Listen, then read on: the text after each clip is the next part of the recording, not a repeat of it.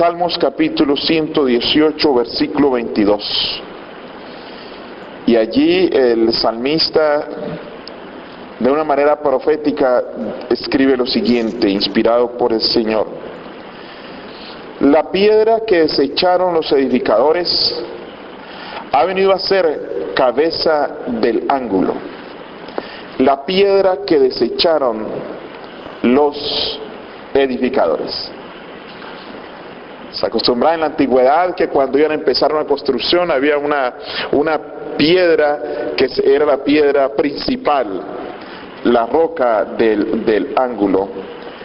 Los cimientos los colocaban con rocas que era la una quedaba bien, era una pieza precisa de la otra. Y dice aquí que esa piedra o roca que desecharon los edificadores vino a ser cabeza del ángulo. En la tierra, en nuestro mundo, en la humanidad, ha existido diferentes tipos de autoridad. Yo me pongo a pensar cuando nuestros primeros padres fueron arrojados del Edén, sacados del Edén, y los hombres empezaron a multiplicarse. De un momento a otro empezaron algunos hombres a tener autoridad por la fuerza, a enseñorearse de otros y a tratar de gobernar. Es decir, a través de la historia ha existido todo tipo de autoridad. Autoridad por la fuerza, en la antigüedad era por la fuerza, el más fuerte. Autoridad policial, hay autoridad policial. Hay autoridad militar, lugares donde, continentes o lugares donde gobiernan, donde mandan son los militares. Hay autoridad civil. Existe la autoridad legislativa, o sea, aquellos que tienen poder para producir leyes. Existe también la autoridad intelectual. Hay personas que tienen autoridad por su conocimiento.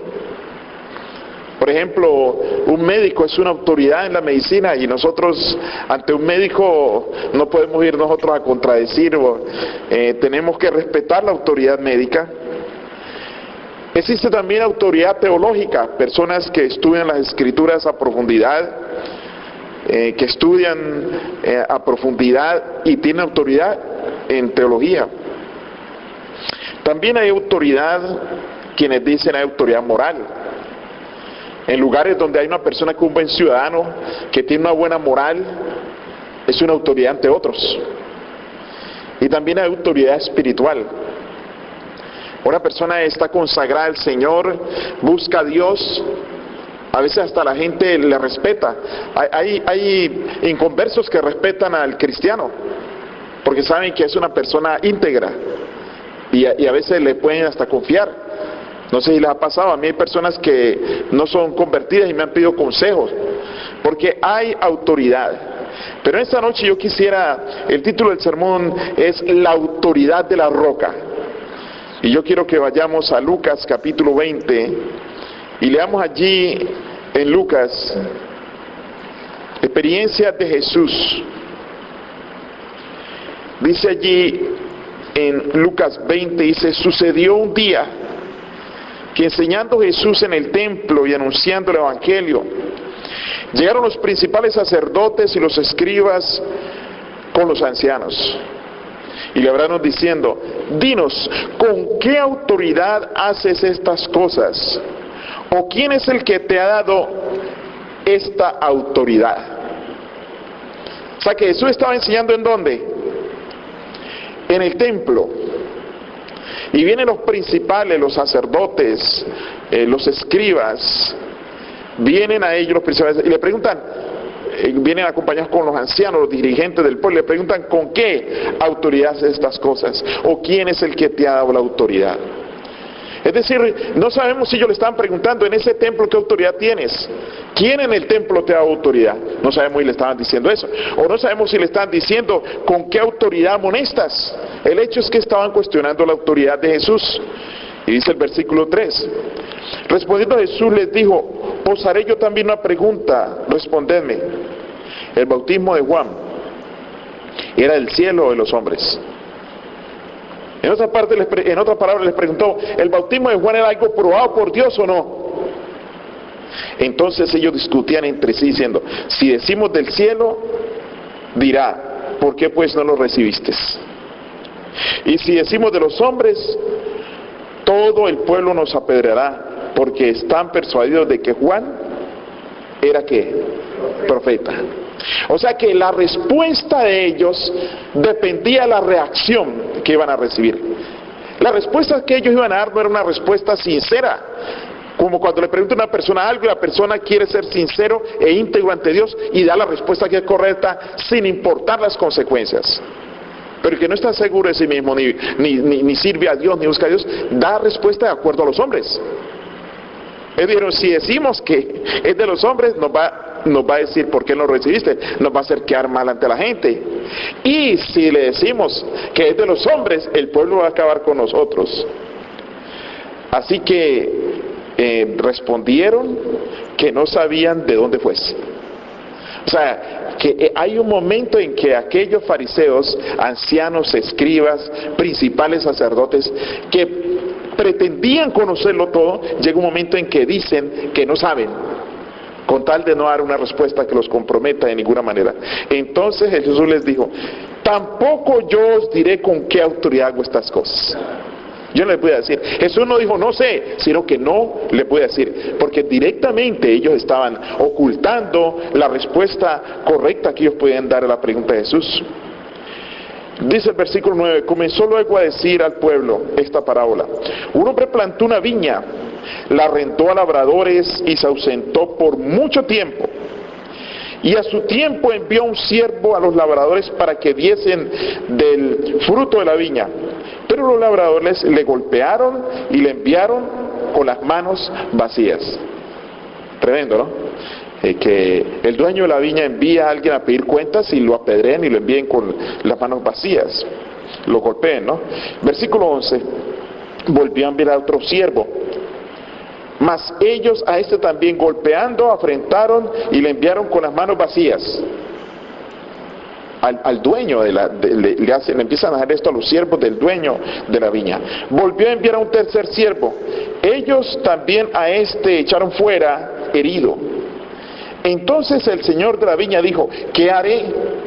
Enviaré a mi hijo amado, quizás cuando le vean a él le tendrán respeto. Mas los labradores al verle discutían entre sí, este es el heredero, venid, matémosle para que la heredad sea nuestra. Y le echaron fuera de la viña y le mataron. Ahora viene la pregunta de Jesús a estos fariseos. ¿Qué pues le hará el Señor de la viña? ¿Les hará el Señor de la viña? Y el mismo Jesús da la respuesta. Vendrá y destruirá a estos labradores y dará su viña ¿a quién? A otros. Cuando ellos oyeron esto, dijeron, Dios nos libre. Ahora, ¿por qué dicen ellos Dios nos libre? Aquí es uno de los momentos en que Jesús los persuade de tal manera que ellos sienten un leve toque del Espíritu Santo y entienden que esos mensajeros que envió el Señor de la viña eran los profetas y que ahora en la persona de Jesús están enviando al Hijo de Dios. Dios está enviando a su Hijo. Ahora, ¿qué le hicieron al Hijo de Dios? ¿Lo mataron? Claro, lo crucificaron. Entonces ellos, cuando pensaron que ese juicio podría caer sobre ellos, dijeron, Dios nos libre. Ahora, si nosotros, deteniéndonos ahí un poco y dejando el 17 y el 18 para después volverlo a leer ahora, si ustedes, aunque no vamos a leer todos los versículos, si ustedes van a Mateo capítulo 23, por ejemplo, y hay varios pasajes en la Biblia, y leen desde el versículo 29 al 36, por ejemplo, ustedes se van a dar cuenta la manera en que Jesús tenía que hablarle a los fariseos. Es una manera que hoy en día un predicador no le va a hablar casi a nadie, porque Jesús es el Hijo de Dios, es toda la autoridad, la máxima autoridad que ha pisado esta tierra es Cristo Jesús. Jesús les tiene que decir a ellos: ahí hay de vosotros, escribas, fariseos, hipócritas, que edificáis los sepulcros de los profetas y adornáis los monumentos de los justos. Y decís: si hubiésemos vivido en los días de nuestros padres, no hubiéramos sido sus cómplices en la sangre de los profetas. Y a veces nosotros decimos: no, si yo hubiera vivido en la época de Jesús, yo lo hubiera aceptado. Uno no sabe si no hubiera estado entre los que lo rechazaron. Y dice el versículo 31: así que dais testimonio contra vosotros mismos de que sois hijos de aquellos que mataron a los profetas. Vosotros también llenad la medida de vuestros padres. Serpiente, generación de víboras, ¿cómo escaparéis de la condenación del infierno? Por tanto, he aquí, yo os envío profetas y sabios, escribas, y de ellos a uno mataréis y crucificaréis, y a otros azotaréis en vuestras sinagogas, y perseguiréis de ciudad en ciudad, para que venga sobre vosotros la sangre justa que se ha derramado sobre la tierra, desde la sangre de Abel el justo hasta la sangre de Zacarías hijo de Berequías, a quien matasteis entre el templo y el altar. De cierto os digo que todo esto vendrá sobre esta generación. Y nosotros ya sabemos que lo que Jesús dijo se cumplió. ¿Por qué? Porque ellos persiguieron a los cristianos. Ellos persiguieron a los cristianos, estaban cuestionando la autoridad. Sí, y ahora me llama la atención el versículo 16 y 17. Dice: pero él mirándoles les dijo: ¿qué pues es lo que está escrito? Y aquí él cita la lectura bíblica que tuvimos hoy. La piedra que desecharon los edificadores ha venido a ser cabeza del ángulo. ¿Cuál fue esa piedra? Esa roca que rechazaron los edificadores. Es Cristo Jesús, que fue rechazado. Y viene el versículo 18: todo el que cayere sobre aquella piedra será ¿qué? Quebrantado, mas sobre quien ella cayere le desmenuzará. Es interesante, yo me puse a meditar acerca de este versículo, el significado del versículo 18. Entonces yo dije, como aquí hay una partícula entre las dos expresiones que dice más, dice: todo aquel que cayere sobre la piedra será quebrantado. ¿Qué significará ser quebrantado? Entonces, pero hay una partícula que dice más, es decir, al decir más significa que lo que viene es diferente a lo primero. Más sobre quien ella cayere le desmenuzará. Entonces yo dije, definitivamente este versículo está hablando de dos grupos. El que cayere sobre aquella piedra será quebrantado. Yo me puse a pensar, esto significa una persona que entrega a Cristo.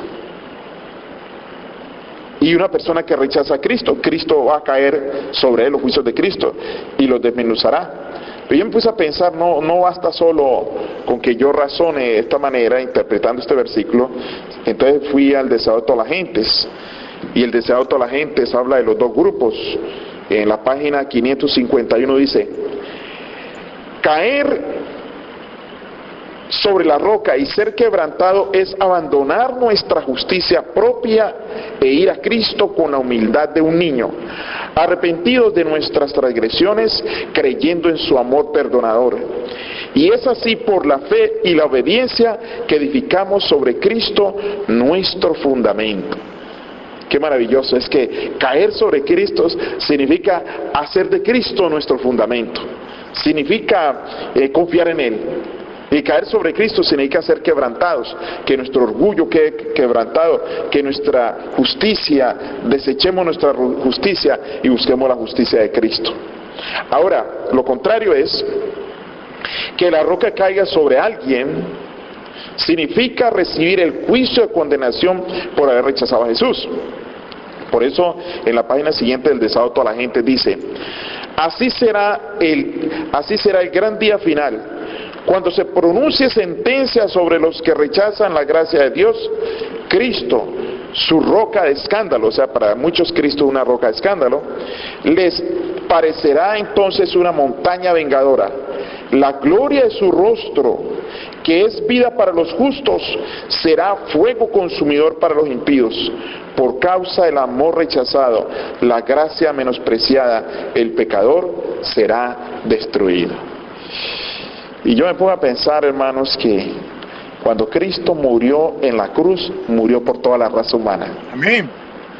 Cristo vino y se ofreció como Salvador de todos los seres humanos, de todas las razas, lenguas, de todas las naciones, de todas las razas, ideologías, idiomas. Jesús está disponible y abierto para ser un Salvador. Gloria a mientras Dios. la gracia esté disponible. Amén. Pero aquel que rechace al Señor, aquellos que rechacen al Señor, en el día final tendrán que estar frente, y me llama la atención la expresión de Apocalipsis, frente a la ira del Cordero. Que la Biblia presenta al Cordero con paciencia, manso, a través de toda la Escritura. Los símbolos en el Antiguo Testamento. Y Jesús, el mismo Cordero que quita el pecado del mundo, es presentado como un ser apacible, paciente, misericordioso, lleno de gracia, Salvador. Pero el Apocalipsis dice que en el día del juicio los impíos dirán: escóndenos del rostro del que está sentado en el trono y de la ira del Cordero. Es decir, que el Señor Jesús aparecerá muy diferente, con vestiduras, dice el Espíritu de Profecía, con vestiduras de venganza, el Rey con vestiduras de venganza. Llegará un momento en que Jesús se quitará las vestiduras de misericordia, las vestiduras de sacerdote intercesor, para vestirse como Rey de reyes y Señor de señores. Amén. Con vestiduras de venganza. Y allí es cuando la roca es la que va a caer ¿sobre quién? Sobre aquellos que no aceptaron a Jesús. Los juicios de Dios caerán sobre ellos. Pero aquellos de nosotros, y con la ayuda de Dios, todos estamos aquí, todo el pueblo de Dios, cae sobre Jesús. Es decir, caer sobre la roca es quebrantar el orgullo, es ir, dice como dice la cita, abandonar nuestra justicia e ir con la humildad de un niño, arrepentidos de nuestras transgresiones y creyendo en su amor perdonador. Amén. A mí me llama la atención la expresión que hace la sierva del Señor aquí, humildad de un niño. El niño depende, es dependiente, el niño no considera que él puede hacerlo todo. Entonces, cuando tenemos la humildad de un niño, significa que nosotros reconocemos que necesitamos de Cristo.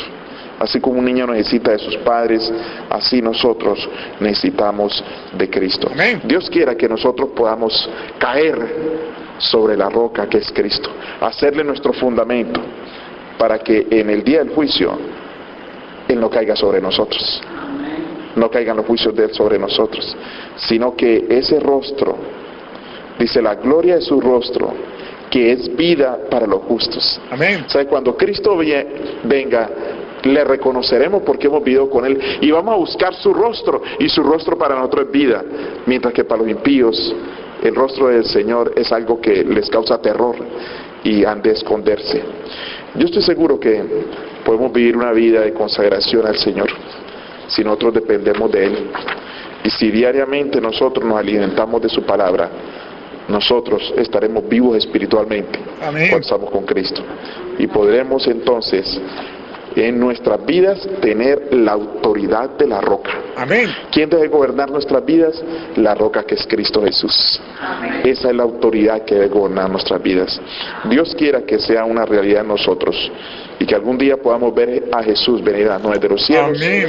Y decirle: este es nuestro Dios. Amén. Le hemos esperado Gloria a Dios. y Él nos salvará. Amén. Que Dios les bendiga. Amén.